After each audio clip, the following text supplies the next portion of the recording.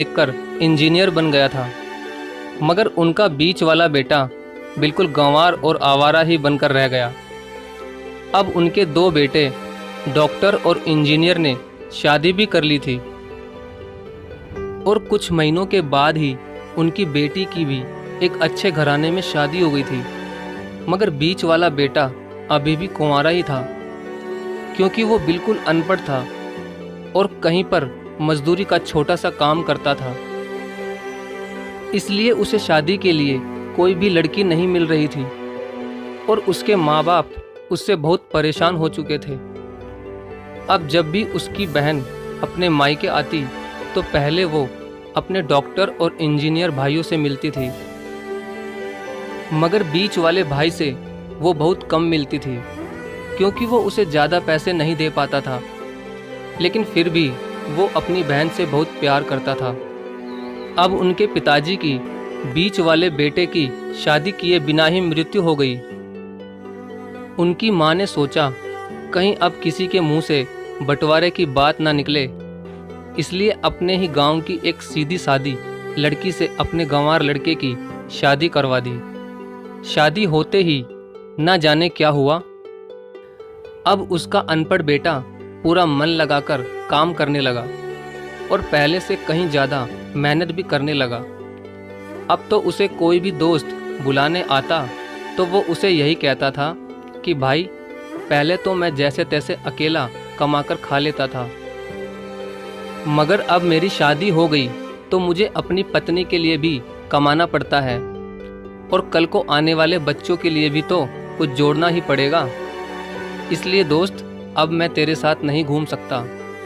ये कहकर उसका गंवार लड़का सीधा अपने काम पर निकल जाता है। अब उसके दोनों भाई डॉक्टर और इंजीनियर आपस में ये बात करते हैं कि हम दोनों तो उस गंवार से कहीं ज़्यादा पैसे कमाते हैं, इसलिए हम सब घर और ज़मीन का बंटवारा कर लेते हैं और उस गंवार से अलग हो जाते हैं, क्योंकि अब वो हमारे बराबर कभी भी नहीं कमा सकता।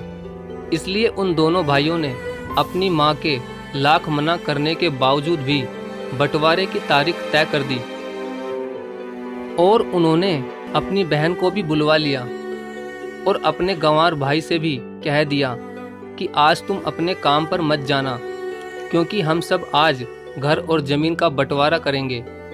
उसी वक्त उसकी बहन भी आ जाती है।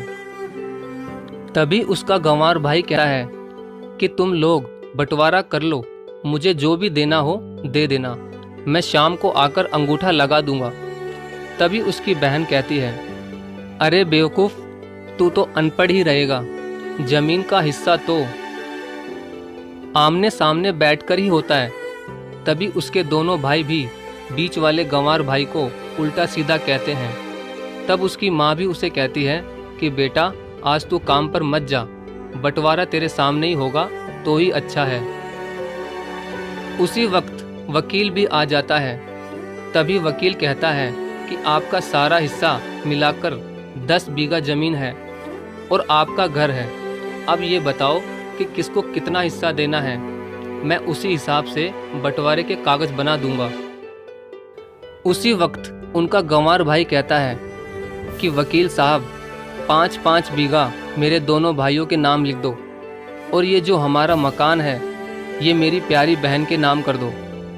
तभी उनके दोनों भाई और बहन पूछते हैं कि और तू हिस्से में क्या लेगा। तभी उनका गंवार भाई कहता है कि मेरे हिस्से में मेरी प्यारी माँ है ना। और तभी वो अपनी पत्नी की तरफ मुस्कुराते हुए कहता है कि क्यों मेरी प्यारी पत्नी, क्या मैंने गलत कहा क्या। उस गंवार की पत्नी अपनी सास से लिपटकर कहती है कि माँ से बड़ी वसीयत क्या होगी मेरे लिए। और उसी वक्त उसका गंवार पति भी अपनी माँ से लिपट जाता है। गंवार बेटे बहू के इसी प्यार ने जमीन जायदाद के बंटवारे को एक सन्नाटे में बदल दिया। तभी बहन अपने गंवार भाई के गले लगकर रोते हुए कहती है कि माफ़ कर दो भैया, मैं आपको समझ नहीं सकी। तभी उसका भाई कहता है कि मेरी प्यारी बहन, इस घर में जितना अधिकार हमारा है उतना ही अधिकार तेरा भी है। और रही बात बंटवारे की, तो बंटवारा नहीं करने से हमारा जीवन रुक तो नहीं जाएगा। क्यों करते हैं हम बंटवारा? क्या हम एक साथ मिलकर नहीं रह सकते, जैसे हम बचपन में मिलकर रहते थे? एक साथ मिलकर रहने को ही तो कहते हैं एक अच्छा परिवार, और उस अच्छे परिवार को संभालती है एक माँ।